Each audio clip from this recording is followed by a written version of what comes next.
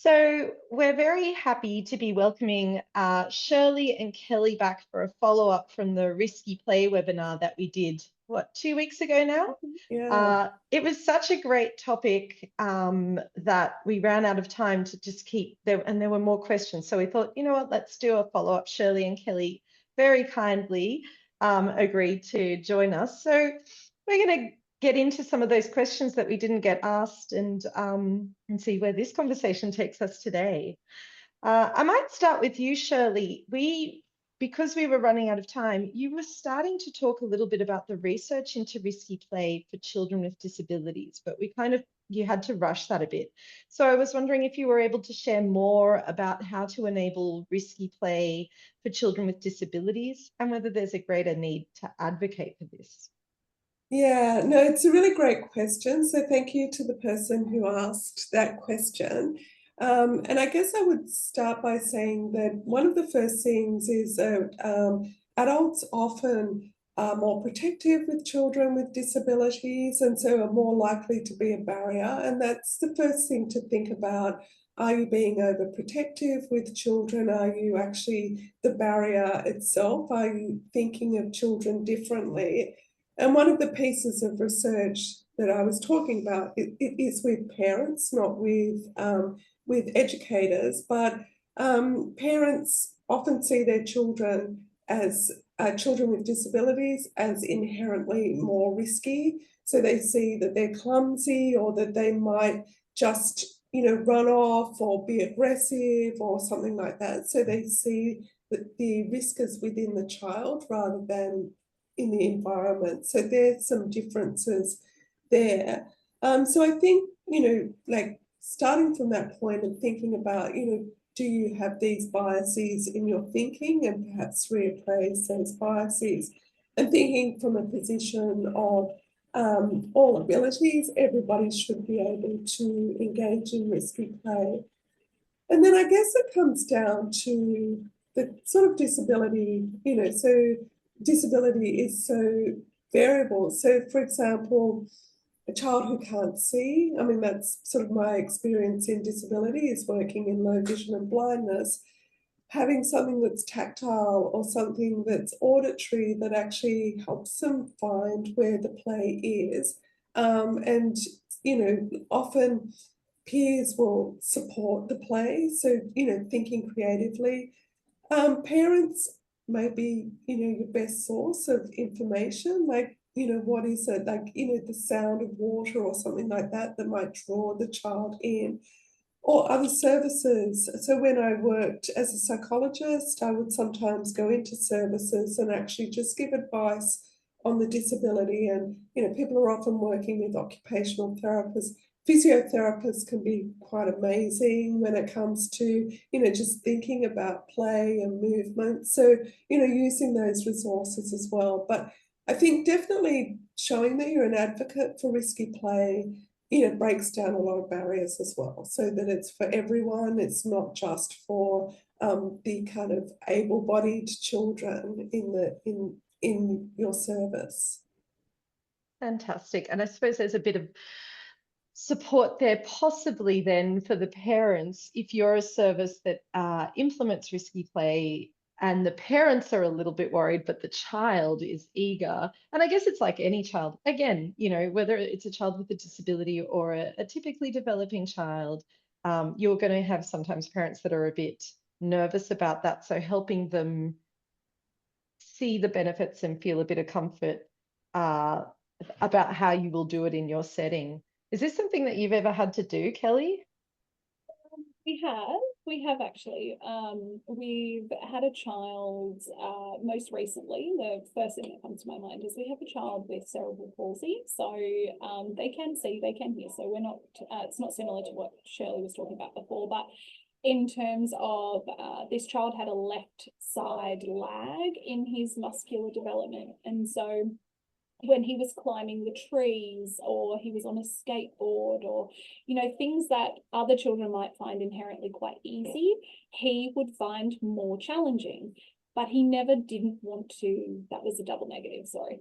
He always wanted to engage.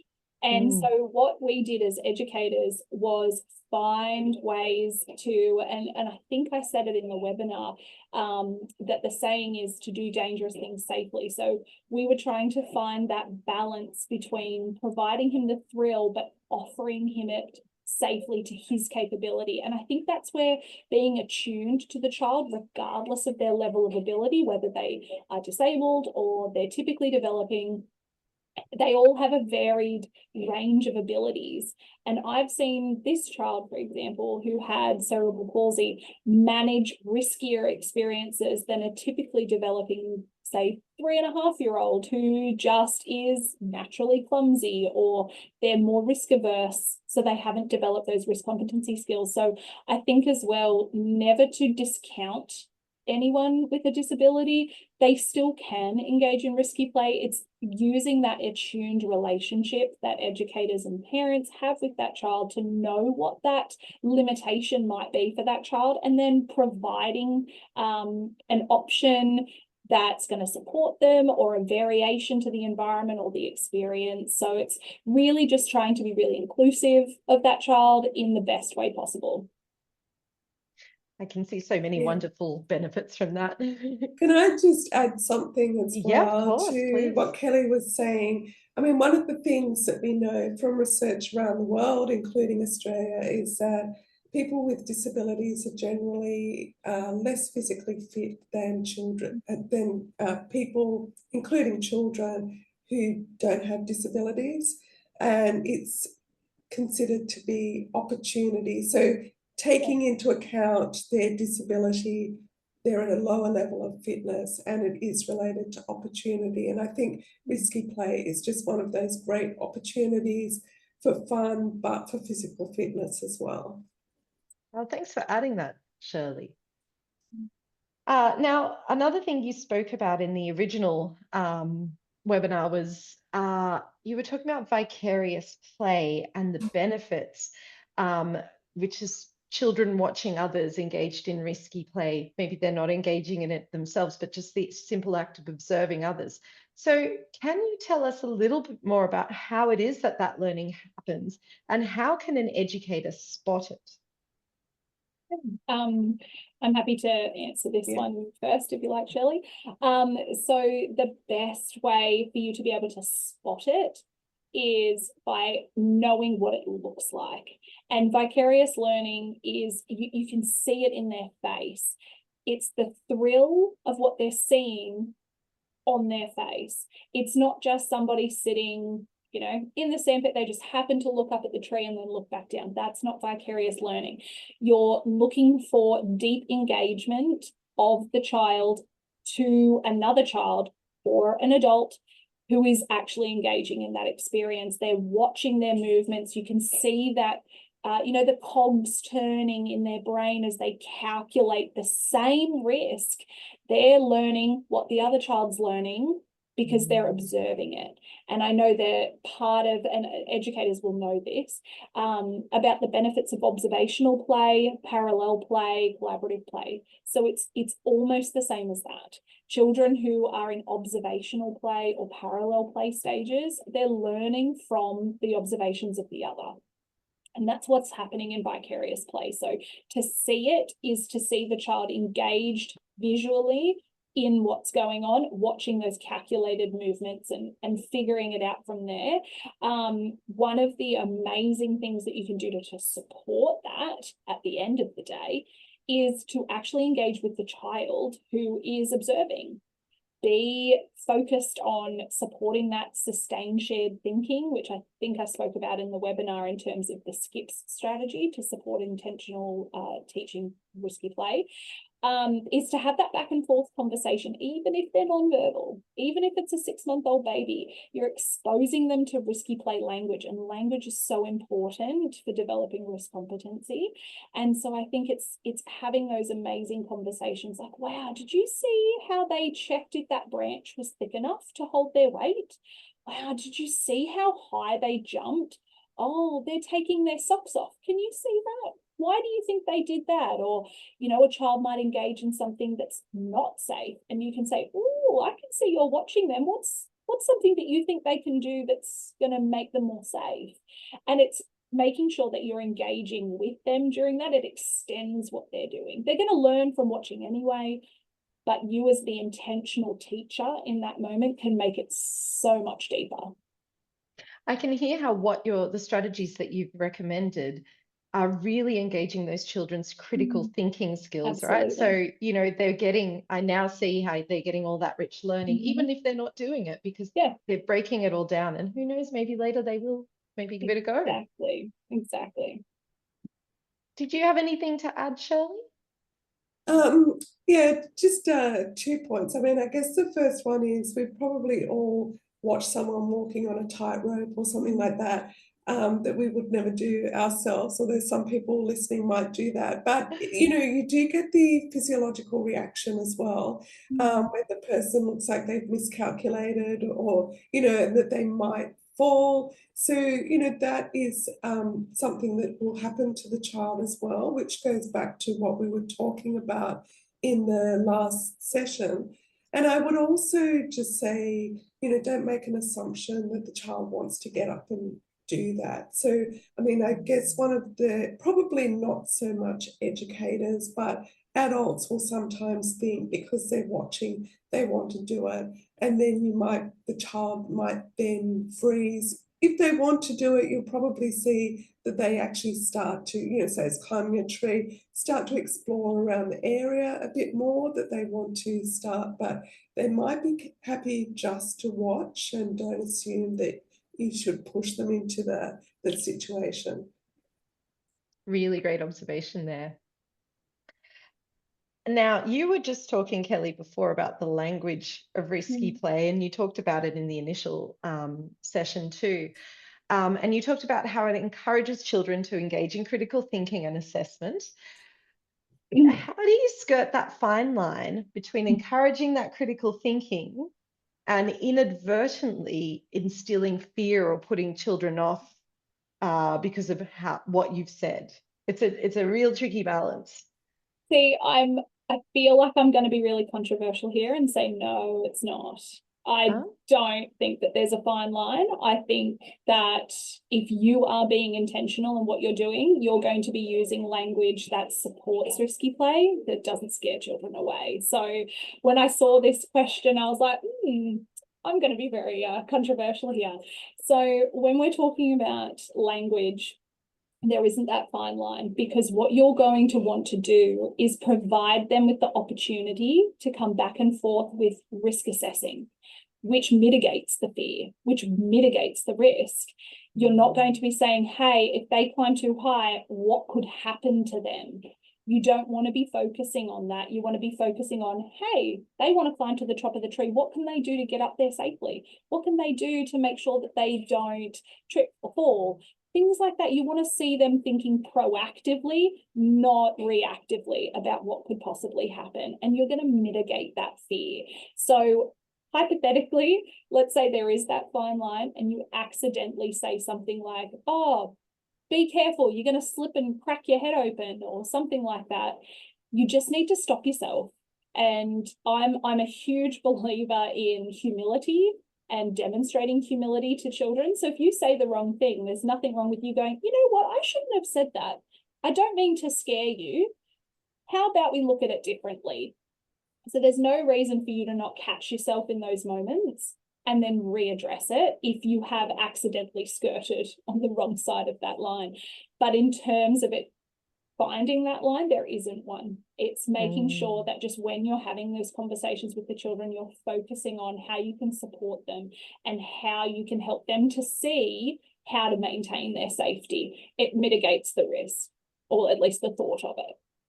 So I suppose if you do find yourself, I'm thinking of my mother here, and she wouldn't be upset with me saying that, because her default is to be worried about these things, So if there's educators out there, a bit like my mother, who find themselves having those feelings of antsiness, it's a really good opportunity then for them to reflect on what that means for them.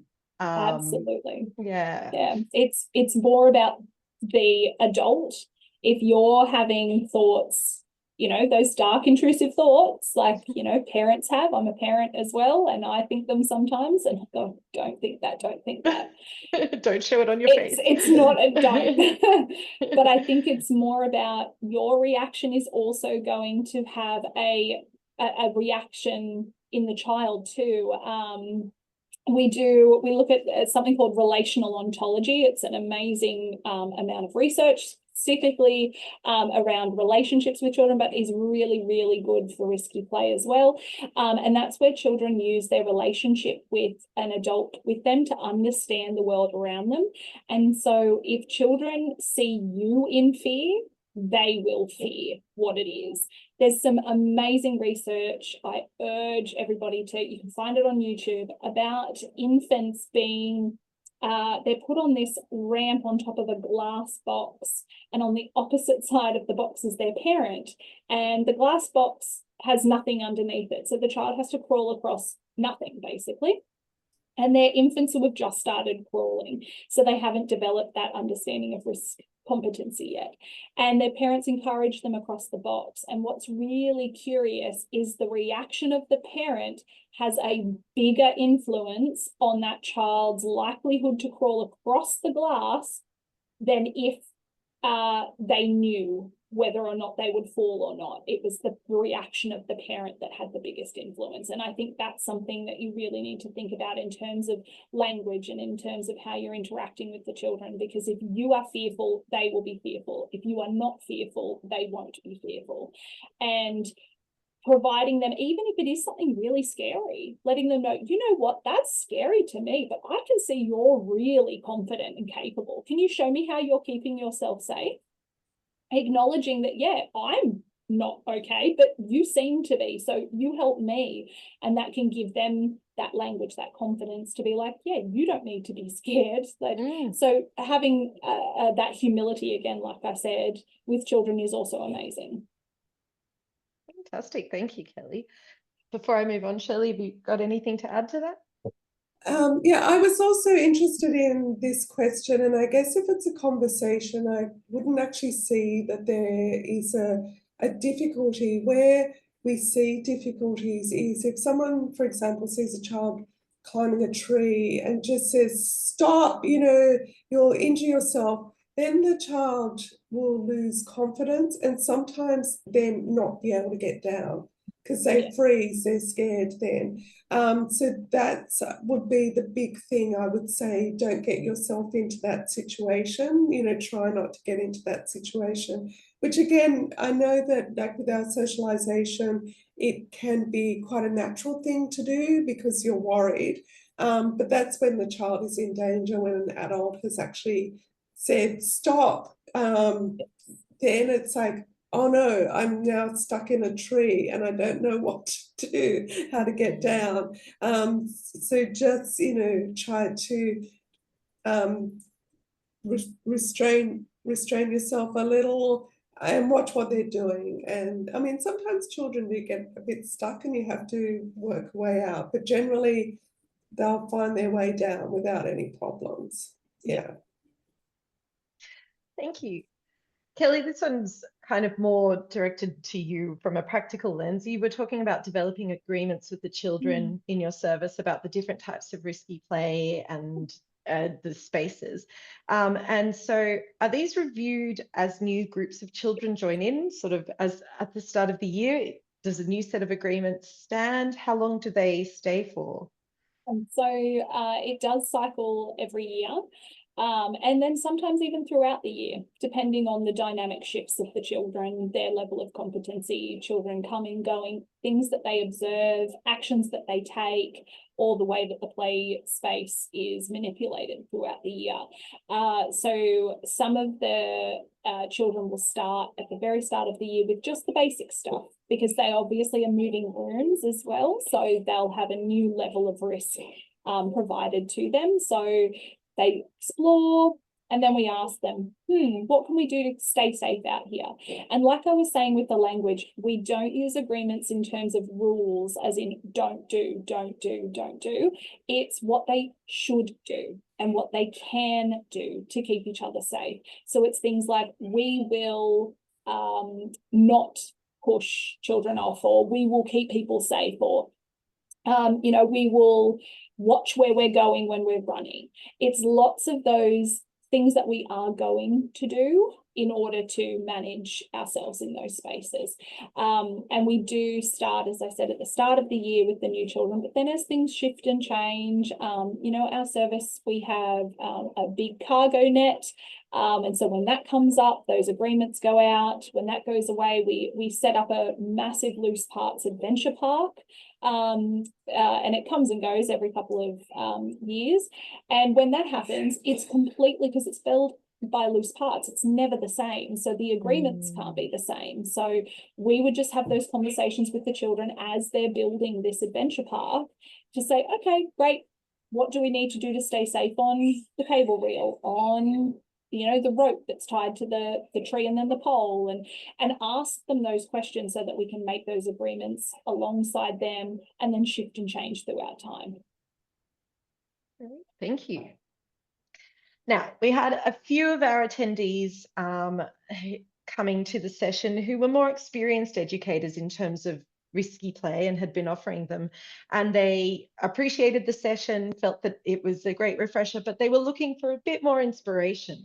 So for those people who are a little bit further on in the journey, do you have any words of wisdom for how they can continue their learning, continue challenging themselves in the area of risky play? Well, when I read this, I'll start. When I read this, it is a nice problem to have, to be that far down the track.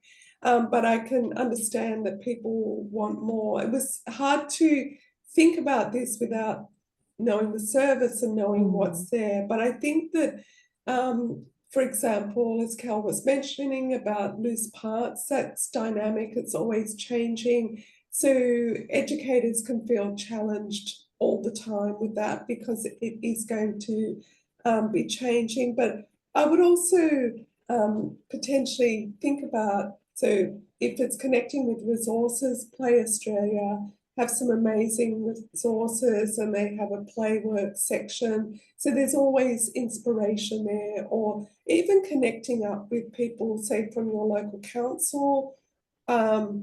You might get a little bit more space for excursions that way, but there are a lot of councils that are, into risky play as well now. And so making those connections can be great. So that might be something to help just build and extend. So, often children, the experiences they have are in the boundaries of the service. And then, if you can kind of influence your council, for the local park, or get some ideas and work together, that can be great as well.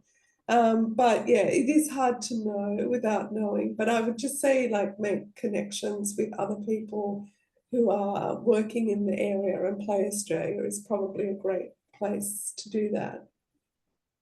It sounds like some great advocacy work could come out of it.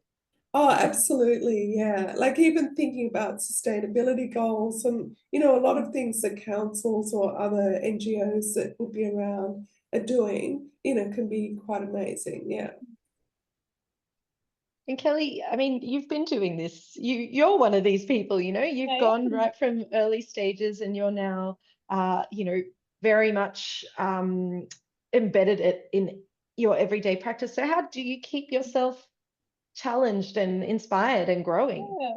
So I appreciate that I can come from that angle to say, hey, it happens to me too. It happens to my educators, where we hit a lull, where we're like, oh, this is just our everyday. It's loose parts again. It's climbing at great heights again. It's, all these things that can happen. Absolutely. Especially when it becomes part of your day. And just like you said, isn't that great to be one of those people? But at the end of the day, some of the things that I do for our team, and I agree with Shirley that it's really hard without knowing the service context. But what I do with my team is I will present to them videos that we've done before that show off all of our amazing risky play. I might put on a slideshow of some things that have been done in the past that we just haven't seen for a while, just to generate that inspiration. Because I think sometimes we can just run out of ideas. And then we just need to circle back to previous ideas to go, oh, well, I can just do that again. That was amazing. It'll have different outcomes, which is fantastic. But I can go back to things that I've done before without any problems. Another thing that we do is visit other services. Because no matter where you are on your risky play journey, whether you are like us, 10 years down the track, and then there's other services who are just starting, everyone's going to have different ideas because everyone has different educators, everybody has different perspectives, and everybody has different resources and environments to work with. So sometimes it's just visiting other services to be able to connect with them and say, how do you do your risky play? What does it look like for you? Where do you get your resources? How do you utilize them? And getting that inspiration that way as well. The other one that we do came from our educational leader, who is amazing. She does something called a curriculum challenge every couple of months, where she puts out, so she'll provide some resources, she'll provide research, and she'll say, hey, and one of them is in risky play. And she'll say, we really want to take a focus on risky play as a whole, or she might pick a category. And then the educators have a challenge for that month to try to embed that a little bit more front of mind of their practices for a little while, which just feeds that inspiration, you know, and it's a challenge. So all of our educators get an incentive at the end of it. You know, for those other teams looking, I have a prize jar that has lots of things in it that if you are successful with the challenge, you get to come and pick a prize. And so some of the prizes are, you know, a 15 minutes extra on your lunch break, or a 30-minute early mark, or a lunch paid by the service, you know, little things that mean a lot can be a way to inspire as well. If you've got an incentive, sometimes it can knock you out of the box a little bit. So those are things that fantastic. Really, really fantastic. And what a great team to get to work in such a really motivating centre. It's great. That's all the questions I had. While you're here, was there anything that you felt, oh, I really wish I'd said that in the webinar since we've got that time now? Anything else you wanted, just a last little important thing that you think people should know about risky play? I guess one of the things that I would say about risky play, so our focus was on science, and of course that is important, and you know, just an act such as climbing a tree, for example, you know, is such a wonderful way to, you know, open up children's minds to nature, to science, so any of the activities. But I think whatever you're focusing on, you know, if it's your sustainability goals, if it's language, you're going to find all of that in risky play. So you can also just vary your focus and think about, you know, what do you really want to have a look at, what do you want to emphasize, and you will find that in risky play. Or you can make connections with, you know, other parts of the curriculum through risky play. Thanks, Shirley. All right. Well, thanks so much again. And thank you to everyone for the questions that you sent in post the workshop. Thank you. And thanks for the interest. Yeah.